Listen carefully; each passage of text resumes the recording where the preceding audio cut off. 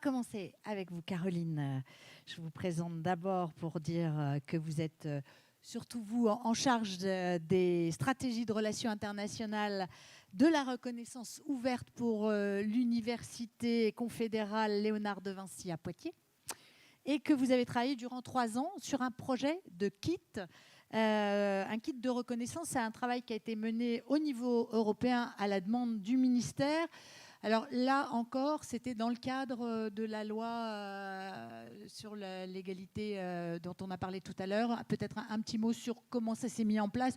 Et puis vous allez nous dire ce que c'est que ce kit précisément, pourquoi vous avez fait ce travail de le construire et comment on l'a construit. Mais on va y revenir. D'accord. Merci beaucoup. Bonjour à tous. Donc, moi, je suis un peu old school. J'ai du papier avec des fiches. C'est le kit ExtraSup et puis des badges physiques. Mais parce que c'est pas l'objet qui compte, c'est bien la reconnaissance. Donc, je voulais aussi dire que je pilotais le réseau de Nouvelle-Aquitaine, badge ouvert à tous. Alors, le kit ExtraSup, j'ai tweeté tout à l'heure, vous pouvez demander le badge si vous êtes intéressé par l'engagement étudiant et avoir accès au kit. Effectivement, il est né en 2016 quand la loi égalité-citoyenneté pour la reconnaissance des activités des étudiants au titre de la formation était discutée en fait à l'Assemblée nationale. Et donc le ministère de l'Enseignement supérieur a eu l'opportunité de répondre à un appel à projet Erasmus+, pour voir comment accompagner les universités et les établissements pour reconnaître et garantir la qualité des acquis.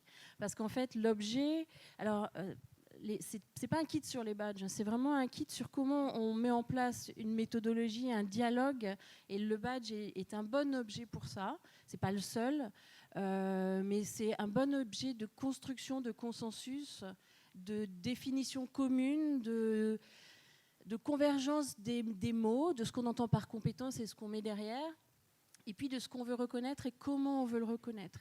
Et donc, en fait, le kit, il est vraiment axé sur cette méthodologie pour construire ce consensus en ouvrant l'université à l'écosystème. Donc, c'est là aussi où ça rejoint l'objet badge, qui fait partie d'une fiche. Enfin, il y a une fiche dédiée sur le badge pour reconnaître l'engagement des étudiants. Le badge permet de parler la même langue, de co-construire, d'ouvrir aux employeurs, aux étudiants, aux associations, de réfléchir à qu'est-ce qu'on reconnaît et comment on le reconnaît. Évidemment, le cadre est particulier parce qu'on peut avoir des badges, mais la loi égalité et citoyenneté implique que l'université, à un moment, doit étudier une demande d'un étudiant ou d'une étudiante pour valider. Donc on n'est plus dans la reconnaissance. À un moment, on va passer sur une validation au titre du diplôme. Donc en fait, on est dans ce dialogue entre l'informel et le formel. Et le badge peut permettre de rassembler les preuves. Il peut permettre de travailler sur une démarche qualité, une évaluation des compétences sérieuses, comme le disait Mathieu tout à l'heure, sur des référentiels communs, un vocabulaire commun. Et si c'est fait correctement, l'université, idéalement, n'a plus qu'à valider. Mais c'est un travail qui est assez long. Et c'est un travail qui nécessite de penser un voyage entre l'informel et le formel. Et... le kit propose ça, mais c'est aux universités de disposer. Mais justement, pour cette ouverture plus grande, lister la méthodologie, enfin la mettre en place, vous vous êtes rendu compte que finalement, c'était pas aussi simple. On se disait peut-être on va mettre ça, on va le faire comme ça. Et là, le travail vous a appris qu'il fallait prendre en compte beaucoup de choses finalement. Alors on était parti effectivement, alors c'est un projet du ministère de l'Enseignement supérieur, mais qui était porté aussi avec le Centre international d'études pédagogiques à Sèvres. Et on était parti dans l'idée que ce serait assez simple, qu'il y aurait des recettes toutes faites et que ce serait simple de reconnaître l'engagement étudiant. Et alors, la loi, elle dit l'engagement, mais c'est aussi le travail, c'est l'investissement, par exemple, comme pompier volontaire. Enfin, bon, y a c'est les questions qu'on posait tout à l'heure, finalement. Voilà, c'est vraiment ce qu'on fait en dehors. Voilà. Et en fait, on n'a pas trouvé de bonnes pratiques. C'est-à-dire qu'il y a des pratiques qui sont certainement en deçà de ce qu'on pourrait faire si on était dans une société de l'apprentissage tout au long de la vie.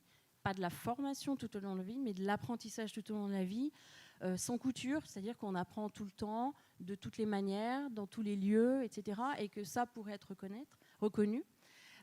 Et du coup, on s'est aussi rendu compte que l'écosystème, il est prêt, enfin, les universités sont prêtes à s'ouvrir, les associations, etc., mais personne ne parle le même langage. Une compétence dans un lieu ou chez un employeur ne veut absolument pas dire la même chose ailleurs. Donc il y a un vrai sujet autour de ça, ce que le badge permet de résoudre. Alors un autre sujet dont on a beaucoup discuté avec Serge, c'est aussi la difficulté dans tout cet écosystème-là, des gens qui ne sont même pas reconnus en interne, d'être en situation d'en reconnaître d'autres. Et donc, si vous-même, vous n'êtes pas reconnu dans votre association ou au sein de l'université, où on parlait des étudiants, certains étaient là en service civique, qui faisaient partie des groupes de travail, il y a vraiment une barrière à se tourner vers l'autre et lui reconnaître aussi des compétences ou voilà, un certain nombre de qualités. Donc, il y a pas mal d'obstacles en interne qui font qu'à mon avis, c'est un travail de long terme et c'est vraiment un projet d'établissement, de reconnaître puis de valider. C'est un projet d'ouverture vers la société et de construction d'un écosystème. Et est-ce que vous êtes allé, justement, on disait tout à l'heure, il n'y a pas tellement de lien avec l'entreprise. Justement, est-ce que Skit, il permet des va-et-vient? Est-ce qu'il ouvre un peu plus?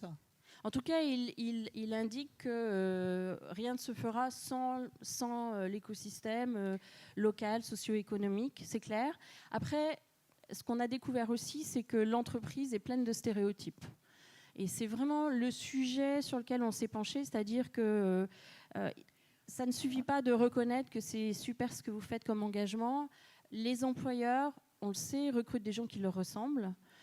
Donc des gens qui n'ont pas eu la même expérience. On est encore sur les vieux schémas. Voilà. Ce que vous dites.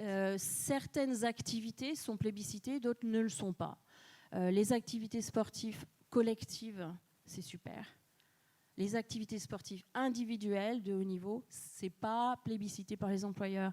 Et finalement, parce que les employeurs ne savent pas qu'il y a des compétences attachées à l'engagement, ils ont tendance à finalement préférer un candidat qui n'aura pas eu d'engagement à un candidat qui a eu un engagement, peut-être même assez dynamique, parce que qu'est-ce que ça veut dire par rapport à son investissement dans l'entreprise ? Si vous passez tous vos dimanches à être arbitre de basket ou je ne sais quoi, est-ce qu'on va pouvoir compter sur vous ou est-ce que vraiment votre temps, il n'est pas un petit peu trop passé dans ces activités-là ?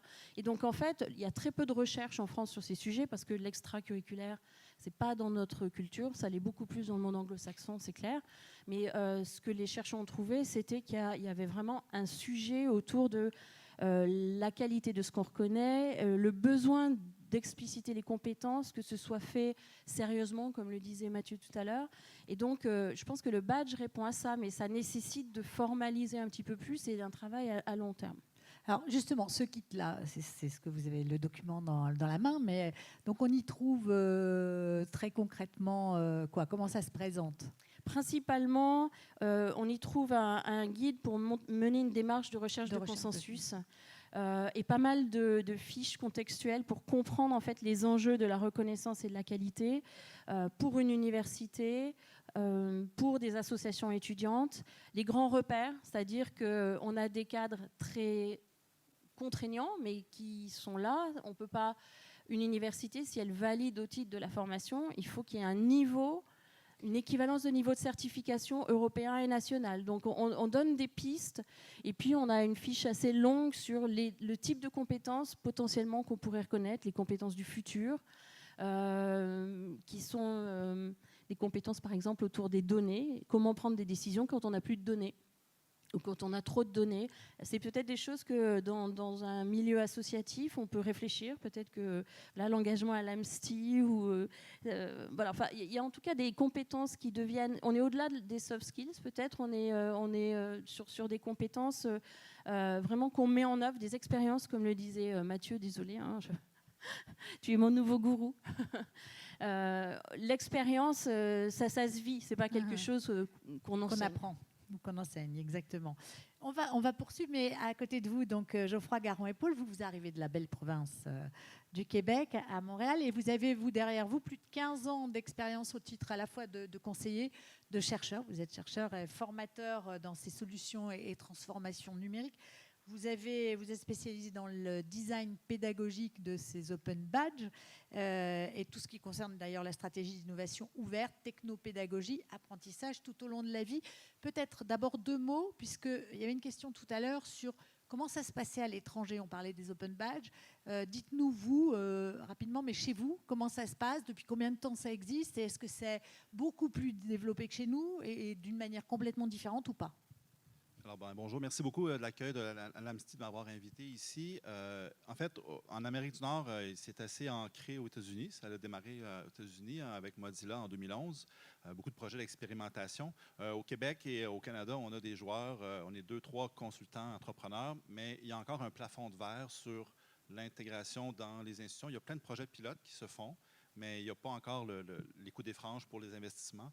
Et en Europe, vous avez des plus grandes stratégies nationales ou même européennes du numérique qui vous permettent de mieux ancrer. Mais tout le mouvement des Fab Labs a bien pénétré vraiment au Québec par le fait de la culture. Donc, les musées, les bibliothèques ont beaucoup, les écoles. Donc, l'innovation ouverte, Fab Lab et Badge, qui est mon sujet de ma thèse de doctorat que je fais actuellement, il y a encore cette sensibilisation, cette évangélisation des badges qui se fait partout. Là. Mais encore, encore à titre expérimental, finalement, pas complètement... oui, au Québec. Au Québec, voilà. Parce que globalement, et c'est plus demain qu'on m'a demandé de parler plus comme expert de badge, je veux plus avoir une vision plus sur l'horizon de votre rôle dans ces grands mouvements sciences. Mais demain, dans ceux qui font le parcours avec l'âge du fer, vous aurez plus d'informations. Mais globalement, il y a plus de 10 000 organisations dans le monde qui ont émis des badges en suivant le standard à travers plein de contextes académiques, entreprises, sociales. Donc, ce n'est pas nouveau et isolé, c'est juste que ça se déploie différemment dans chaque pays. Alors justement, Geoffroy, c'est vrai qu'on disait la société bouge, les métiers changent, les besoins, les demandes, la ville, tout est à repenser et ça peut passer par ce que vous appelez donc j'allais dire les Fab City, ce n'était pas les City Labs, mais les Fab City. Ouais. Et vous dites surtout, c'est peut-être les centres de sciences demain, ou même dès aujourd'hui, qui vont être les lieux pour penser, préparer et construire ce qui va permettre de mieux échanger, mieux tisser des liens. En fait, on m'a demandé de ne pas prendre de présentation et je l'ai fait. Et c'est difficile quand je veux présenter des images puissantes, évocatrices. Mais je vais prendre un peu d'altitude. On a ici une approche qui est comment le faire, comment on arrive à engager, à représenter. Mais la question que je vais vous poser, c'est le pourquoi. Pourquoi on fait tout ça? Pourquoi on est confronté à des changements drastiques? Donc aujourd'hui, on est dans une complexité, puis je suis très heureux que l'incubateur ait soutenu la vision des systèmes complexes, parce que c'est dans ça que l'on vit. Et le système complexe, il s'emballe autour de nous. On a des crises climatiques. Je parle à des gens qui sont à la base assez scientifiques ou ouverts à la science et qui croient au GIEC, par exemple. Donc, on est dans un environnement assez... qu'on croit au changement et qu'on doit adresser des réponses importantes. Donc, pour moi, avant d'arriver au badge puis au rôle là, des centres de sciences dans chaque région, et c'est le même enjeu au niveau du Canada et de l'Amérique, on est dans une époque où on se sent presque désabusé, on sent qu'on n'a pas de capacité d'agir, on est coincé dans une complexité à tous les niveaux, de l'information, du climat, du transport, du travail, etc. Donc, tous les systèmes autour de nous sont assez fragilisés et on ne sait pas comment avancer. Et c'est là que Fab City apparaît. On a besoin de nouveaux univers narratifs, de nouvelles façons de se projeter dans l'avenir. Et l'avenir, ce n'est pas seulement dans 100 ans, on va être rendu là. Dans 10 ans, on peut être tout à fait ailleurs. Par l'accélération, n'oubliez pas que le iPhone, ça fait 11 ans. Cette accélération de l'accès à l'information, du partage, de la documentation. En 11 ans, on a changé l'économie mondiale. Donc, imaginez dans 10 ans, avec d'autres enjeux qui nous tombent dessus, parce que la transition qu'on va devoir subir et s'adapter, et je ne suis pas un alarmiste, je ne suis pas un membre activiste du tout, mais on doit être confronté à la réalité qu'on est entouré d'une vision du futur qui est négative ou qui est... on parle du cyberpunk, donc de cette vision du futur qui va être une dystopie, que tout va être noir, qu'il va y avoir des zombies, que ça va être la fin du monde, on va être dans une matrice. Donc, tout l'imaginaire du futur que l'on nous présente depuis 30 ans au cinéma, dans la médiation, même scientifique. Hein, vous parlez depuis ce matin, vous parlez de escape game. Et je me disais, ben oui, on veut tous se sauver, mais on ne peut pas se sauver de la Terre. Donc, on doit trouver une façon de rester, pas de se sauver. Donc, pour moi, le Fab City est un narratif. Hein. Fab City, c'est un mouvement qui est né du mouvement des Fab Labs, donc des laboratoires de fabrication numérique. C'est à Barcelone c'est un urbanisme, Thomas Diez, qui a dit, pouvons-nous repenser une ville puisqu'on va presque 70% des gens vont vivre dans les villes en 2050, selon les statistiques. Donc, on doit repenser la ville de façon importante pour justement avoir tout ce qu'on doit produire et consommer devra se faire localement. Donc, on doit aller vers une économie circulaire, prendre les matériaux locaux et on partage la connaissance, mais on produit localement. Et là, on a des chantiers importants. Dans les Fab City, on a le côté énergie, produire de l'énergie locale. Hein, en venant dans l'autocar, il y a beaucoup d'éoliennes, donc une proximité. Au Québec, on a l'hydroélectricité qui est vraiment de bonne qualité, gratuite presque maintenant, mais il y a des enjeux nucléaires, du charbon, etc. Donc, l'énergie, la produire localement près de l'utilisateur. Puis la ville qu'on repense. Et le Fab City, c'est aussi comment on va se nourrir dans une ville, comment on va se déplacer, comment on va produire les objets qu'on consomme, comme ici, les meubles, si on faisait le tour, il y en a beaucoup qui viennent de plusieurs milliers de kilomètres, alors qu'on pourrait les produire localement. Et ce n'est pas juste dans un Fab Lab, dans un centre d'innovation, c'est du micro-industrie, c'est de ramener le manufacturier localement, par exemple. Donc, tout cet univers-là, ce monde narratif, je crois que les centres de sciences, à tous les niveaux, que vous soyez plus classique ou très innovant, vous avez ce rôle de pouvoir être un des passeurs de cette découverte de ces enjeux, exemple de l'agriculture urbaine, versus au Québec, on a des fruits qui viennent de l'Afrique du Sud. Pourquoi? C'est des choses qu'on peut pousser chez nous. C'est même pas exotique. Donc, on est vraiment dans cette économie mondialisée et le politique. Et là, bon, on voit en Europe, vous êtes beaucoup plus actifs sur ça, mais nous, on n'est pas assez ébranlés en Amérique, en tout cas au Canada, pour agir. Donc, le sentiment d'agir, je pense qu'un des éléments que les centres de sciences, c'est de transférer à vos je vais dire clients, mais à vos participants, citoyens, usagers, bon, peu importe, l'émotion qui ont le pouvoir de changer les choses, le pouvoir d'agir. Et là, on parle du sense-making, hein, ou de la agency, ou de l'agentivité. Donc, transférez-leur le goût et la perception qu'ils peuvent changer les choses, si ce n'est pas toujours le cas, mais il faut qu'ils vivent l'émotion de pouvoir penser qu'ils peuvent transformer. Et là, on aura une revalorisation de la science et de la médiation. Oui, c'est ça, rendre l'homme acteur finalement, mais sur un territoire, là, on retrouve la proximité, le lien qui fait que tout le monde va œuvrer. Et justement, alors, donc, dans ce travail... dans ce cas-ci, les badges, pourquoi les badges? Le lien, voilà. Bon, le lien, il est très intéressant, c'est-à-dire que imaginez l'ensemble de tous les métiers qu'on doit transformer ou inventer, donc des nouvelles compétences pour pouvoir faire de l'agriculture urbaine. Si mes enfants, ils ont 10 ans, 11 ans, est-ce que je leur parle de tu pourrais être botaniste urbain, mais où ça existe, comment on le fait pour le structurer. Et là, dans ma pratique professionnelle, au niveau des badges, j'ai une approche, à la base, elle était plus institutionnelle, donc par institution académique ou de travail. Mais depuis plusieurs mois, on est dans une approche beaucoup plus sectorielle ou territoriale, comme fait très bien la Normandie et la France. Au Québec, on n'a pas encore amené la volette, mais le territoire ou le secteur, donc une verticalité, permet d'une transformation beaucoup plus à multiniveau, du politique à l'académique, au travail, aux citoyens. Et en allant de façon verticale, par exemple, ça prend un bon storytelling, ça prend une bonne manière, un monde narratif, et de là, de dire l'agriculture urbaine, comment on se l'approprie. Et le badge devient cet outil de maillage entre les moments d'apprentissage, de compétences et de travail ou de contribution. Et au-delà des compétences, je pense qu'on va vraiment dans un univers quel est le rôle social qu'on veut jouer, avec des compétences, bien sûr, derrière. Et le badge, on en a parlé ce matin avec Serge et l'équipe. Le badge, c'est un fichier numérique portable et on peut intégrer presque tout ce qu'on veut. Donc, c'est un objet générique. On peut intégrer 1 heure de formation ou 3 ans dans un même badge parce que le détail est décrit dans les métadonnées. Mais le vrai enjeu, c'est la découvrabilité.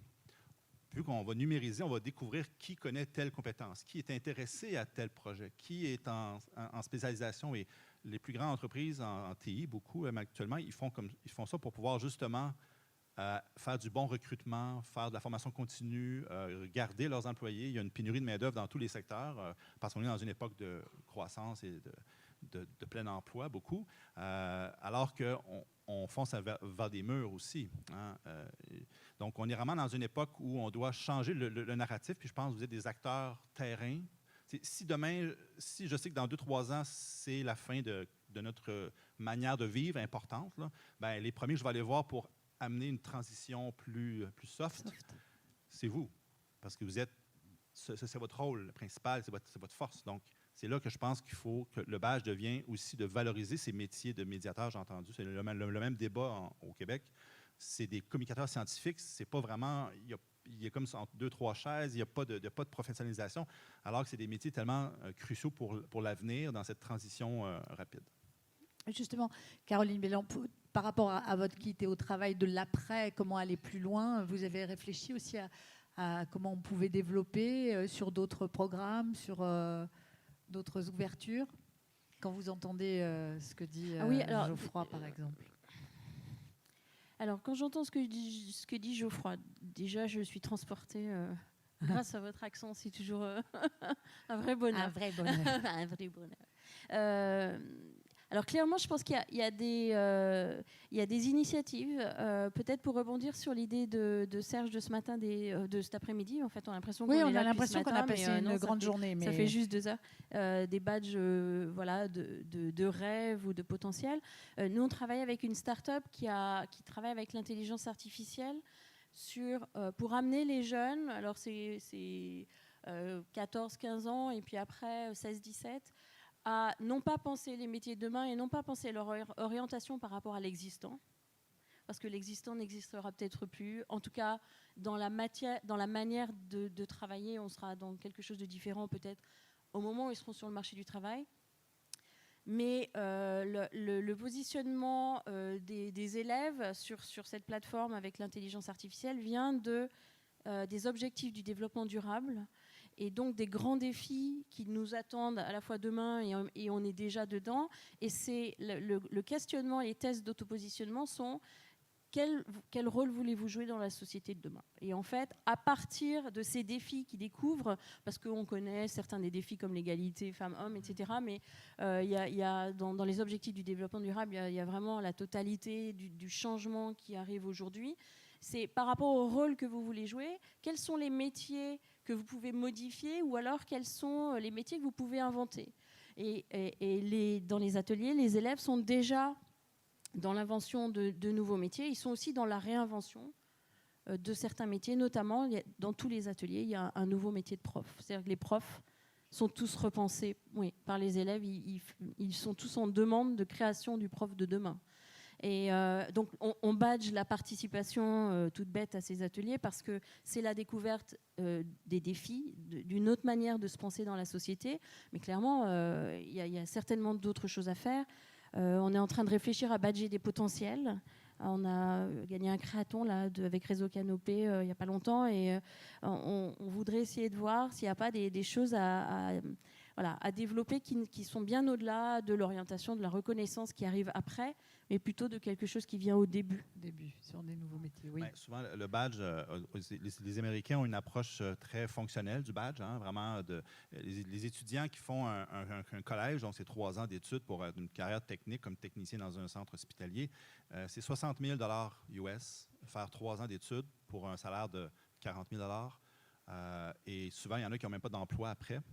Qui sont pas la mise à niveau des formations est trop lente par rapport au marché du travail. Et il y a un endettement croissant américain. On le voit dans la campagne électorale, c'est un enjeu. Là. Et pour eux, le badge, justement, c'est ça. Et les employeurs commencent, je pense que c'est 60% des employeurs dans une étude ont vraiment dit aux États-Unis, je vais recruter par compétence, non pas par diplôme. Même si tu n'as pas complété ton programme collégial de 3 ans, parce qu'après 2 ans, tu n'as pas pu compléter, tu n'as pas eu l'argent, mais tu t'es formé autrement, je te recrute par compétence. Et ça, c'est pour amener de la dynamique dans le marché du travail, de l'inclusion, bon, tout ça. Et le badge, c'est ça, tantôt on en a parlé, c'est le langage commun. Le badge, il y a une couche technologique, donc c'est la numérisation de l'encryption, c'est sécurisé. Oui. Il y a un standard qui s'appelle Open Badge. Et par-dessus, on a des usages. Et là, on tombe dans justement comment on peut avoir un langage commun par secteur, que je suis en train de valider dans 2 secteurs, entre les institutions d'enseignement, les ministères de l'Éducation qui structurent des pages et des pages pour une compétence, versus l'employeur à l'autre bout qui a 2 lignes pour le même poste parce qu'il est en pénurie de main-d'œuvre, il va embaucher, il va former à l'interne. Et c'est ce langage qu'il faut construire entre. Là, on a des référentiels métiers. On peut vraiment attacher tout. Vu que c'est numérique, on peut vraiment encapsuler beaucoup d'informations. Donc, c'est vraiment c'est un peu mon passé anthropologue, c'est un peu l'échelon manquant, à mon avis, parce que c'est un objet assez artefact qui se tient, mais qui ne vient pas dire tout ce qui était avant est mauvais. Ça vient valoriser, bonifier l'approche portfolio que Serge a beaucoup travaillé à l'époque. Donc, et la métacognition, oui, le badge, c'est un outil pour l'apprenant aussi, pour se raconter son parcours, lui offrir une prochaine étape. Pour moi, la reconnaissance, c'est très important. On reconnaît la personne, mais je pense aussi le concept le plus important que les badges amènent, puis vous êtes des acteurs dans ce parcours-là, justement, c'est le parcours d'apprentissage, la notion qui n'est pas linéaire. On est vraiment à une époque plus itérative ou circulaire, même dans l'apprentissage. Alors, est-ce qu'il y a des réactions, des questions, des mains qui se lèvent? Je ne vois pas bien. Je vois des mains qui... Alors, par rapport à ce qui a été fait le kit, mais surtout même peut-être sur les questions globales, puisque Serge Ravet, Mathieu, Bénédicte sont toujours là. Donc, si vous voulez en profiter par rapport à l'ouverture qui pourrait être donnée à ces badges, qui sont toujours, comme on l'a dit, l'outil, une porte d'entrée, mais qui n'est pas une finalité. Mais voilà. Souvent, Wayne Skipper, qui est un des grands innovateurs dans les badges américains, il disait toujours un badge, en fait, ce n'est pas la fin d'une formation, c'est le début de la prochaine étape. Toujours, parce que c'est pas fermé, c'est vraiment pour ouvrir à débloquer les prochaines options ou prochains métiers à contribuer. Oui. Pas de questions, pas de précision, pas de... Si, pardon. On vous entend bien. Où l'engagement associatif est beaucoup plus valorisé.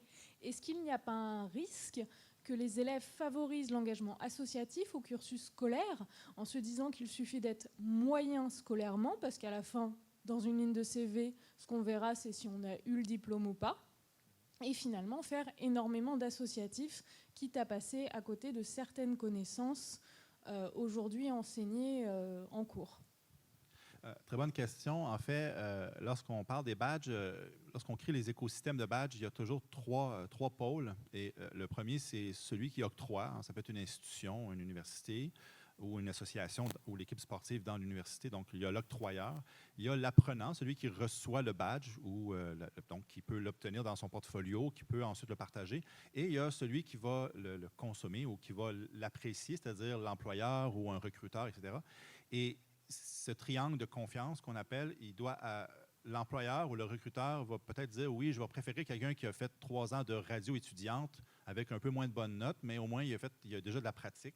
Je le recrute, mais il y a d'autres employeurs qui vont dire moi, je veux quelqu'un qui est structuré dans son apprentissage pour être dans un centre de recherche. Donc, c'est toujours le regard des 3 pôles est important. Donc, ceux qui vont déterminer les badges, qui vont les désigner en termes de contenu, vont pouvoir dire je vais faire des badges de plus académiques, d'autres plus compétences soft skills et d'autres plus expérientielles. Et chaque organisation peut générer des badges selon ses publics ou ses besoins. Et c'est là que ça prend un dialogue dans le design de ces badges-là. C'est là que le côté écosystème ou multipartie prenante est important. Il faut que les employeurs soient déjà présents. Et à terme, je pense qu'on va aller plus dans un équilibre entre ceux qui sont les nerds, là, vraiment à 99%, qui n'ont pas de vie sociale versus tous ceux qui font la fête, mais qui sont très bons en communication. Je pense qu'on va pas doser. On va avoir quand même des compétences, des connaissances, un minimum, mais aussi du humain, des compétences. D'ailleurs, les Américains, ils parlent pas de compétences. Les soft skills, c'est difficile, les compétences, c'est dur à dire, mais ils parlent beaucoup des power skills ou des... Qu'est-ce qui sont les compétences? Parce que communiquer, ça fait très longtemps. Hein. C'est pas juste le 21e siècle là, qu'on communique. Donc, de dire les compétences du 21e siècle, c'est les mêmes qu'avant, sont juste dupliquées, accélérées avec notre technologie. Donc, c'est plus les compétences humaines ou compétences fortes qu'il faut développer en parallèle. Ouais. Et le badge permet ça. C'est vraiment une question qui va dans la suite et qui peut s'adresser aussi aux intervenants de la tables rondes. Conférence précédente. C'est est-ce qu'il n'y a pas des stratégies d'opportunité? C'est juste un avis, mais c'est une enseignante québécoise qui me disait qu'elle avait pour de la culture scientifique des étudiants qui devaient valider des modules d'engagement. Et elle était plus sur un avis de participation que d'un engagement. Elle aurait préféré plus d'engagement. Donc est-ce que dans ce différent type de système, on ne crée pas un effet d'opportunité? Et après, s'il est marginal, c'est peut-être pas trop grave. Mais bon. Ouais. À la base, les badges, en fait, maintenant, je parle beaucoup plus de numérisation des compétences d'accomplissement, et le badge est l'outil qui existe et le standard qui est important pour la pérennité, le transfert et la découvrabilité, mais c'est un objet générique. Donc, il peut être adressé, l'armée américaine, ils l'utilisent aussi, les compagnies, mais les organismes citoyens, les centres culturels. Donc, le badge peut être, et dans la valeur du badge, puis ce matin, cet après-midi, Serge en a parlé, c'est la perception de la valeur. Et un individu, le badge est dans un continuum. On peut l'offrir. Moi, je donne un badge à une autre personne et il est endossé par d'autres humains autour de nous. Donc, la valeur, elle est perçue dans ce réseau-là versus je veux recruter, je vais former. J'ai des universités américaines pour se différencier des compétiteurs. Ça coûte très cher. Ils vont fournir une reconnaissance, des certifications pour être le plus recrutable sur le marché du travail, etc. Donc, tout le spectre des usages est le même qu'aujourd'hui. Il y en a qui sont très opportunistes, d'autres qui sont beaucoup plus, je dirais, pour des badges d'émancipation, de découverte, de vivre ensemble, versus d'être un programmeur de type Python en version 4 adapté pour qu'on puisse le trouver. Donc, tout le spectre existe. Et c'est plus les usages qui sont à déployer une stratégie qui soit collaborative ou connectée, pas seulement reproduire ce qu'on fait déjà. C'est un outil qui peut reproduire ce qu'on fait déjà mieux. Donc, on numérise l'existant, mais on peut s'en servir aussi pour aller beaucoup plus loin. Et mon propos au début, c'est que la transition, on va la subir de plein d'environnements. Donc, on va devoir aussi être très fonctionnel, pas seulement émancipatoire, mais aussi fonctionnel où je peux me requalifier, comment je peux changer de métier en 3 mois, en 6 mois, pour quel emploi, quel employeur. Et tous ces parcours, il faut les désigner et le langage commun serait les badges. Les badges. Caroline Belland. Par rapport à l'engagement, on a évalué les risques dans le projet sur est-ce que des étudiants ne vont pas vouloir s'engager pour. Alors nous, on n'avait pas de badge dans le risque, mais c'est pour la reconnaissance. Alors, ce dont on se rend compte, c'est qu'effectivement, le badge ne change pas grand-chose, malheureusement, j'allais dire, aux usages des gens qui ne veulent s'engager que pour en recevoir quelque chose, etc. C'est un petit peu comme la discussion sur les Chinois. Le problème, c'est les Chinois, c'est pas les badges, quoi. Enfin, je veux dire, le problème, c'est la manière dont on utilise et dont on détourne les objets, parce que derrière, on a un point de vue particulier. Donc, le badge ne change rien. Il rend peut-être visible, mais voilà.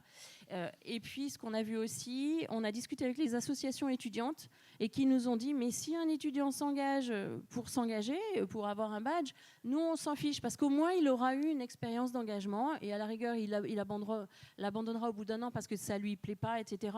Ou il aura acquis des compétences et finalement, il va y aller. Mais pour nous, c'est les mettre en situation de s'engager et c'est toujours bien. Donc, du coup, voilà, les associations étaient partantes, en fait. Alors, Bénédicte Froment, puis après, il y a une question, mais là, c'était une réaction encore par rapport à nos... Allez-y, madame. Oui, merci. Donc, moi, je voulais juste répondre encore à la personne, à la question précédente aussi, pour continuer. Je l'ai un peu dit tout à l'heure, mais le badge, pour nous, c'est vraiment un prétexte à permettre aux étudiants avec qui on travaille de prendre conscience de ce potentiel qu'ils ont et des savoirs qu'ils ont acquis dans leurs expériences. c'est se rendre compte qu'on a, effectivement, on a acquis des choses et on peut les valoriser dans le cadre, par exemple, d'un entretien d'embauche ou comme tout à l'heure pour Coralie, dans le cadre d'une sélection ou même dans le fait de faire valoir son appartenance à une communauté. C'est vraiment une question de confiance en soi. Alors, on vous avoue évidemment que vous n'êtes pas le seul à poser la question de est-ce qu'on ne va pas avoir un badge, etc., pour se faire valoir. Ce que je vous disais aussi, c'est que c'est un prétexte pour arriver à parler de soi. Et si un étudiant badgé arrive en entretien professionnel et qu'il a un badge, il va falloir qu'il en parle. Donc, autant vous dire qu'un étudiant qui est porteur d'un badge qui n'est pas rempli de sens pour lui sera très très vite grillé en fait. Et ça, le badge, c'est un outil. On peut en faire le meilleur comme on peut en faire le pire. Nous, on en est au début. Et il semble quand même que pour les étudiants qu'on rencontre en matière d'engagement, ça résonne très joyeusement et ça permet de s'éveiller à ces qualités dont ils n'ont peut-être pas perçu dont ils n'ont peut-être pas encore la pleine puissance à ce moment-là. Merci beaucoup. Oui. Bonjour, j'avais une question qui me venait à l'esprit. Depuis tout à l'heure, on parle beaucoup de reconnaissance, de quelqu'un qui reconnaît quelqu'un d'autre et autres. Et tout à l'heure, on parlait de bilan de compétences, de VAE et autres. Et du coup, une question qui est, est-ce qu'aujourd'hui, ces badges-là, on sait si ça peut avoir un impact aussi sur la capacité, tout simplement, individuellement, de se reconnaître soi-même. Enfin, je pense que tous autour de soi, on a tous rencontré quelqu'un, ou peut-être soi-même, on s'est dit, mais en fait, qu'est-ce que je sais faire ? Qu'est-ce que je sais faire de, voilà, et si demain je change de boulot, mais qu'est-ce que je sais faire moi ? Et quel est l'effet, ou comment, à titre individuel, on peut se reconnaître, tout simplement, tout d'un coup, se connaître soi-même, tout simplement, au travers d'objets comme celui-ci. Est-ce que vous avez des expériences ? Ça va un petit peu dans ce que vient de dire la dernière intervenante. Alors, est-ce qu'il y a une réponse ici ? Parce que sinon, là, on a... allez-y, si vous vouliez parler. Je ne sais pas, Mathieu Muselet, sinon, voudrait réagir. Juste pointer quelques secondes. En fait, pour moi, l'identité numérique, entre autres, va être bonifiée par ce type de contenu numérisé sur nous, mais ça vient aussi jouer sur notre rôle social. J'en ai parlé un peu tantôt, à quoi je veux contribuer, c'est quoi mes forces. Et quand j'étais plus jeune, il y avait des conseillers d'orientation, nous on appelle ça comme ça au Québec, qui m'ont défini avec j'étais investigateur et bon tout ça, pour me sortir un métier qui sortait sur une imprimante qui faisait du bruit à l'époque. Et il y avait 2 postes qui m'étaient offerts selon son analyse très quantifiée. C'était d'être comme lui, d'être un conseiller d'orientation. C'était ça mon métier qui était valorisé. Alors qu'aujourd'hui, les plus jeunes ont le réflexe, et puis les plus âgés vont devoir le développer, c'est de constamment se recadrer, de reprendre de la mobilité des compétences, de se transférer ce qu'on sait faire dans un autre contexte.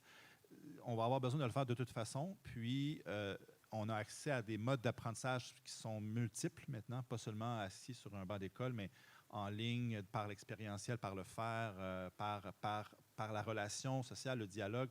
Et tout ça, on n'est pas obligé de tout numériser, chaque morceau d'apprentissage, mais on a un outil maintenant pour commencer à encapsuler. Puis un badge, ce n'est pas seulement une formation, ça peut être aussi un parcours qui inclut 2 formations, une rencontre, une réflexion avec quelqu'un qui est documenté. Et à la fin, on peut l'encapsuler dans un badge. Mathieu Muselet. Je voulais rajouter par rapport à la question de François Millet, la question de la confiance en soi ou de se raconter une histoire en fait. Et nous, on est issus de l'école de Tours. Alors, on est désolé, mais dans l'école de Tours, l'école universitaire de Tours, c'est les histoires de vie qui prennent le pas. Et en fait, on s'aperçoit dans les protocoles de récit de l'expérience qu'il y a des zones d'ombre qui viennent à la lumière d'une partie de soi, et que, en fait, on est un pays qui dote particulièrement bien les gens d'outils formels. Hein. On a une bonne école. Enfin, je suis désolé de dire des choses un peu à contre-courant en ce moment, mais on a des bonnes écoles, on a des bons instituts de formation, on a beaucoup de choses qui marchent très très bien. Pour autant, on est quand même un petit peu raide dès lors qu'il s'agit de lâcher de l'initiative, de la création et de la solidarité. On se bloque nous-mêmes. Donc, tout à l'heure, on était un peu assailli de questions hors salle, autour de mais est-ce qu'il ne faudrait pas une charte éthique, est-ce qu'il ne faudrait pas un cadre aux open badges, etc., etc. Mais qui va dire la bonne parole sur ce phénomène-là ? Donc nous, notre pari, c'est que de donner un outil à l'autre, que des phénomènes de confiance emballent des phénomènes de confiance et que tout ce qui marche déjà en matière de formel, parce que ça marche, il y a des bons diplômes, il y a des bonnes formations, il soit un peu lâché dans la nature pour qu'on badge plutôt des valeurs, qu'on badge des expériences inédites, qu'on badge du potentiel, qu'on badge des rêves, qu'on badge, alors c'est votre terre de prédilection ici, l'imaginaire. Voilà. Le badge accompagne ce projet de solidarité et d'émancipation. Le reste, c'est du contrôle, il en faut, mais ça on sait faire. Nous on est sur autre chose. Merci. Alors, une question encore. Est-ce qu'il y en a encore beaucoup? Parce que je vous le dis juste, il est moins 10. Vous avez à 18h donc les travaux encore de B2B. Allez-y, madame. Oui, donc j'aurais un retour et puis une question. Je vais essayer d'être brève. Ce que je trouve intéressant dans la démarche, c'est ce qu'elle pourrait contribuer à réduire certaines inégalités.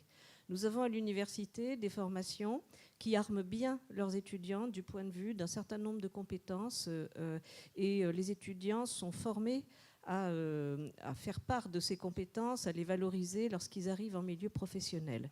Mais nous avons encore beaucoup trop de formations où il n'y a aucun travail qui est fait avec les étudiants sur ces compétences. Et par ailleurs, la reconnaissance de l'engagement étudiant, ça existe à l'université, mais je dirais qu'on court après la dynamique étudiante plus que l'inverse. Donc tout ce qui peut contribuer à la reconnaissance de ces compétences, je trouve que c'est très intéressant, à condition que ça réduise des inégalités entre les formations. Et je me pose la question des inégalités de genre. Est-ce que vous en avez repéré ? Est-ce que c'est un point sur lequel il faut être vigilant ? Je ne suis pas à l'université directement comme administration, mais chez Communautique, où je suis chercheur en résidence à Montréal, donc 20 ans qu'on est en appropriation sociale des technologies, depuis 10 ans, beaucoup en innovation ouverte avec les Fab Labs, l'innovation Living Lab, et on a des grands enjeux là, souvent, c'est l'accès des femmes à des carrières scientifiques, justement, ou ingénieurs, etc. Et c'est 10% de femmes dans les écoles d'ingénieurs au Québec. Là. Donc, c'est vraiment, il y a un problème de faire sentir aux jeunes filles, aux plus jeunes, dans les écoles jusqu'à l'université, qu'ils ont intérêt, qu'ils ont le droit, qu'ils peuvent y aller. Il faut les intéresser, mais il y a cette culture qu'il faut travailler. Puis le badge, c'est qu'on a justement un petit projet avec, c'est le club des scientifines, c'est des jeunes filles de 8 à 12 ans qui sont là pour la persévérance scolaire dans une association et ils viennent dans le Fab Lab faire une lampe, par exemple. Enfin, ils fabriquent leur propre lampe et là, on leur explique qu'ils vivent en 4 heures l'expérience complète de faire de la modélisation 3D, de découpage, découpe laser, de la soudure et tout ça en 4 heures. Et on vient de déclencher potentiellement, parce qu'à chaque fois, un badge n'est pas toujours garant du futur. Peut-être qu'ils vont prendre 8 expériences avant. Donc, c'est juste une représentation de ce qu'on fait. Mais ces filles-là, ils sont une dizaine à chaque fois et ils sortent après 4 heures, ils sont déjà allumés sur oui, je peux toucher l'objet, moi aussi je peux toucher un ordinateur, alors que à la base, ce n'est pas la culture qu'on fait, mais ils cherchent vraiment des moyens. Donc, le badge est un outil motivationnel aussi pour reconnaître que j'ai fait l'effort, j'ai fait de ma lampe, plus j'ai un badge qui me permet de faire la prochaine activité, en fait. Alors, sur cette question d'égalité, il faut toujours être vigilant aux questions d'égalité des genres, en général. Sur la question de l'engagement, c'est pas un sujet qui est venu dans les groupes de travail avec les conférences des présidents d'université, CDFI, etc., et associations étudiantes et syndicats étudiants. Par contre, la question de l'équité, oui. C'est-à-dire qu'il faut qu'il y ait une équité d'accès à l'engagement, évidemment. Et donc, il faut faire en sorte, si on doit le valoriser puis le valider, que tout le monde ait accès à l'engagement. Sinon, de toute façon, on ne rentre même pas dans les critères d'évaluation des agences d'évaluation nationales et européennes pour les établissements d'enseignement supérieur. Donc là, il y a un vrai sujet. La question peut-être de la reconnaissance et des questions de genre, ça fait 2018, c'était Serge, qu'on était au colloque à Nanterre sur ce sujet. Je pense que ce serait vraiment à développer, peut-être sur la question des badges. Il est pas sûr que rendre visibles les compétences, entre guillemets, des filles suffisent. Et il n'est pas sûr que ce soit finalement là le sujet. Donc, si ça vous intéresse, moi, je suis partante sur ces sujets. J'ai une autre vie dans laquelle j'ai vraiment travaillé là-dessus. Ben, on va conclure là-dessus si vous voulez bien, mais c'est vrai que c'est bien. Ça montre que là, vous travaillez chacun à essayer de construire, à mettre en place, à faire que ça existe, à faire qu'on avance. Il y a encore du chemin pour ouvrir, pour y voir plus clair, pour peut-être mieux cerner et protéger aussi toutes ces informations. On peut remercier nos invités pour cette table ronde. Merci à tous.